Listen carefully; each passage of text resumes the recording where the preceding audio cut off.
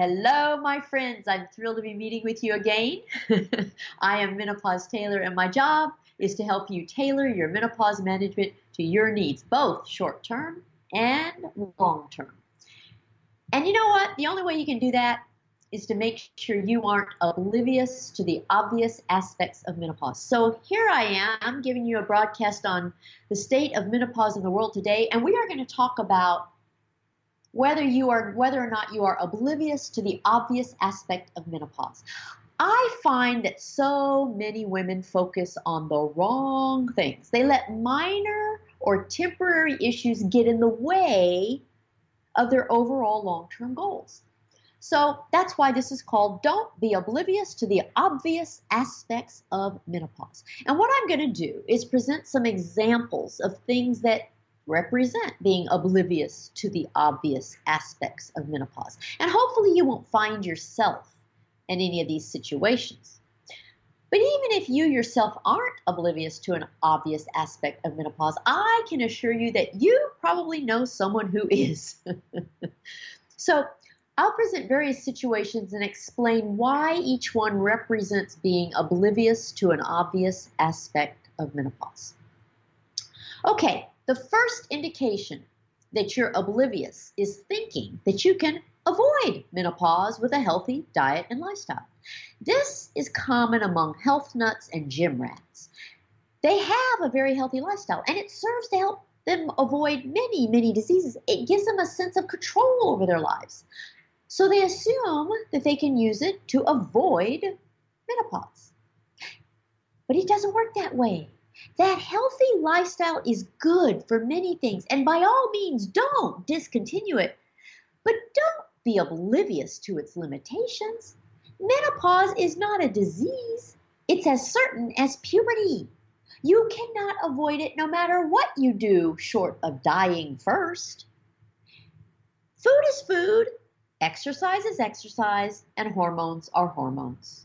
Your food and exercise cannot substitute for the absence of hormones. So don't be oblivious to the obvious truth that you cannot avoid menopause with a healthy diet and lifestyle. And closely associated with that area of obliviousness is thinking that you can avoid menopause with vitamins and minerals. This one is common among women who prefer alternative and complementary medicine. Just as you can't control hormones with diet and exercise, you can't do it with just vitamins and minerals either. Vitamins and minerals can serve many purposes, but controlling your menopause all by themselves is not one of them. So what about herbs? The same thing is true. I've taught you that phytoestrogens are extremely weak compared to the hormones that your body produces. You can't expect them to substitute for strong human hormones. Herbs can reduce some of your symptoms of menopause, but they can't alleviate them completely, and they are not adequate for preventing diseases associated with menopause. So the first level of being oblivious to the obvious aspects of menopause is thinking that you can avoid it. Menopause is going to happen no matter what, and there's nothing you can do to avoid it, period. Okay, the second indication that you're oblivious is thinking that you're lucky if you don't have hot flashes. Now, this one may surprise you. Of course, you're a lot more comfortable in the short term if you don't have hot flashes, but the oblivious thinking comes in the form of thinking that hot flashes are all there is to menopause. Many women who don't have hot flashes are actually worse off in the long term than those who do. Why? Because their absence of hot flashes makes them lackadaisical. They never seek any professional help for their menopause, and because they never do anything to address the hot flashes, they never discover that menopause is about a lot more than just hot flashes. They never learn about all the other symptoms of menopause, and they never learn about the diseases associated with menopause. So years after feeling lucky for not having hot flashes, they feel very unlucky when they have heart attacks, osteoporosis, and Alzheimer's. The third thing that makes you oblivious to the obvious aspects of menopause is focusing more on perimenopause than on postmenopause.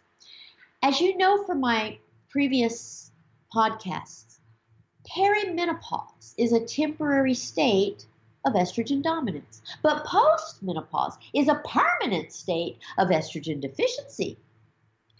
If you focus on perimenopause as all there is, you remain oblivious to the fact that the symptoms and diseases of menopause are due to estrogen deficiency, not estrogen excess. And that one mistake can mess things up for the rest of your life. This situation is most common for women who fall for all the marketing of progesterone during perimenopause. Part of that marketing is brainwashing you into believing that progesterone is your friend while estrogen is your enemy. Progesterone is useful during perimenopause, but not postmenopause. The fourth thing that makes you oblivious to the obvious aspect of menopause is failing to realize that postmenopause is a state of estrogen deficiency rather than one of estrogen excess. This falls in line with what I just talked about. Both are about understanding the sequence of events during peri and postmenopause. Perimenopause comes first, and it is loss of progesterone. Postmenopause comes second, and it is loss of estrogen. Estrogen is your female hormone. Progesterone is the baby's hormone. You cannot fix your estrogen deficiency with progesterone. The fifth thing that shows that you're oblivious to the obvious aspects of menopause is stopping HRT for insignificant reasons at the expense of forfeiting the benefits. So let's say you decide to take HRT for the long-term benefits of lowering your risk for a heart attack, osteoporosis, and Alzheimer's. But let's say 3 weeks after starting it, you stop it because you have breast pain. That makes no sense. Your breasts have always responded to these hormones. Why would their response to HRT be any different? You had breast pain before every period. You had breast pain at the beginning of every pregnancy.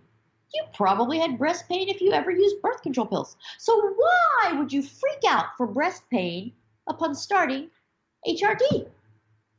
Or let's say you have vaginal bleeding a few days after starting HRT.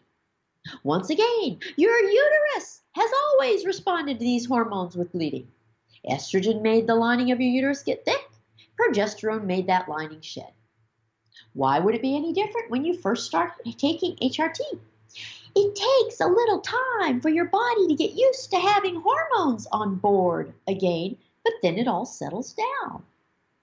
So if you stop taking HRT after just a few days or a few weeks, when the very reason you started taking it was for the long-term benefits, you are being oblivious to the obvious aspects of HRT and menopause.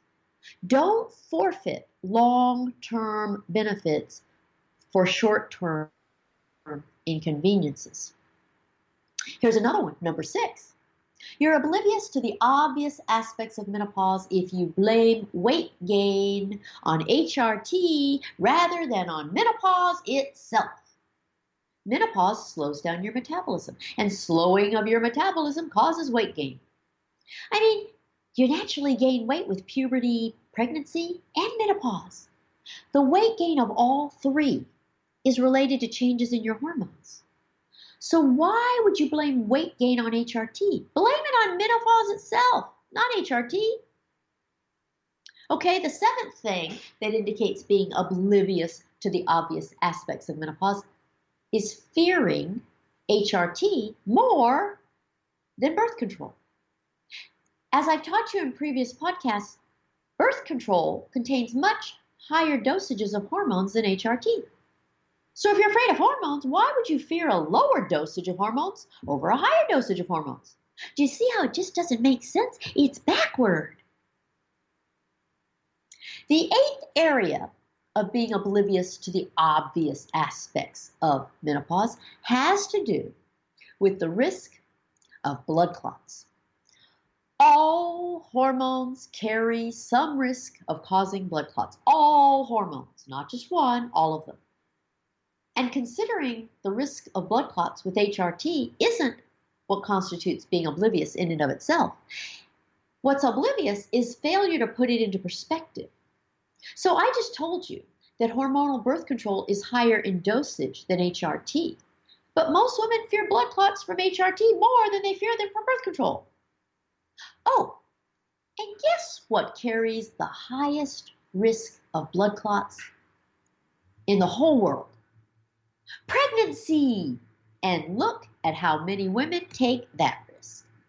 You see, it's all about putting things into perspective and not being oblivious to the differences in these levels of risk for blood clots. The biggest risk is pregnancy. The second is hormonal birth control, and the third is HRT. But those aren't even the real ones that most people have blood clots from. Most people have them from things like immobility, smoking, being way overweight. So it has to be relative, and you have to put things into perspective. Okay, the ninth reason for being oblivious to the obvious aspect of menopause is the fact that vaginal dryness and itching really means that your vagina is shrinking, literally. Shrinking. I've explained this in great detail in a previous podcast, and if you haven't heard that one, you should go back and listen to it. It's called What Dries Up at Menopause. Once again, it's understanding the difference between short-term symptoms and long-term effects. If you only focus on the short-term symptoms and don't do something that can actually prevent vaginal shrinkage, you are being oblivious to this obvious aspect of menopause. The 10th area of being oblivious to the obvious aspects of menopause is one of the most common of all. It's fearing breast cancer more than a heart attack. Now, this is a mistake that can actually kill you. Here are the statistics. 1 out of 3 women will have a heart attack. 1 out of 7 will have breast cancer if they live past the age of 81. 1 out of 2 women will die from a heart attack, and 1 out of 29 women will die from breast cancer. Your risk of dying from a heart attack is 8 times greater than your risk of dying from breast cancer. Now, despite all these statistics blatantly indicating that you should focus more on heart attacks than breast cancer, most women do just the opposite. I bet you know some of them. Here's the 11th area of being oblivious to the obvious aspects of menopause.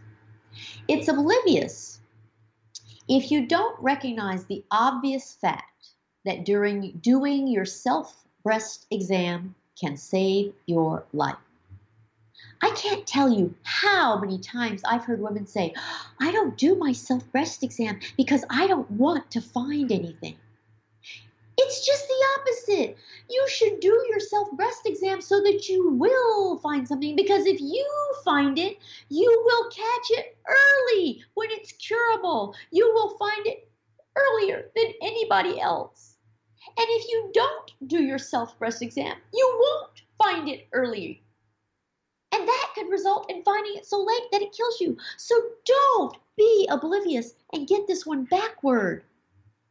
It's so common to hear women say that, but it's like, it kills me. I just cringe every time I hear it because it makes so little sense, or no sense at all, really. Okay, number 12, in the same context, there's the oblivious assumption that mammograms cause breast cancer. They don't cause it, they find it early. Assigning cause to the very thing that can prevent you from dying from breast cancer is just totally goofy. The 2 tools you have to diagnose breast cancer early are your self-breast exams and mammograms. And women have created illogical reasons to avoid